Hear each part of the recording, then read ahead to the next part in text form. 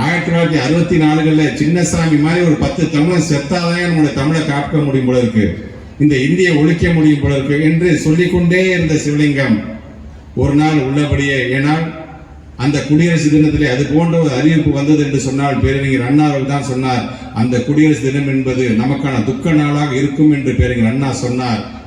ஆனால் அது உள்ளபடியே ஒரு துக்க நாளாக மாற்றி காட்டினான். அன்றைக்கு இருந்த அந்த தியாகி கோடம்பாக்கம் சிவலிங்கம் தீக்கு தன்னுடைய உடலை இரையாக்கி கொண்டு இந்த தமிழ் மொழி வாழ வேண்டும், இந்தி ஒழிக இந்தி ஒழிக என்று மாய்ந்து போனான். அந்த கோடம்பாக்கத்தை சார்ந்த சிவலிங்கம் மாநகராட்சியில் ஒரு ஊழியராக பணியாற்றியவர். ஏன் நுங்கம்பாக்கம் பகுதியை சார்ந்திருக்கின்ற பகுதி கழகத்தை சார்ந்திருக்கின்ற ஒரு பொருளாளராக பணியாற்றிய ஒரு தோழன்.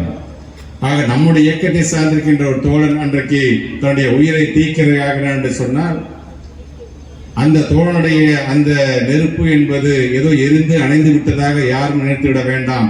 இன்னும் அந்த நெருப்பு எங்களை போன்றவருடைய உடல் இன்னும் எரிந்து கொண்டுதான் இருக்கிறது என்பதை வலியுறுத்துவதற்காகத்தான் இன்றைக்கு இது போன்ற கூட்டங்களை நாம் நடத்தி கொண்டிருக்கின்றோம்.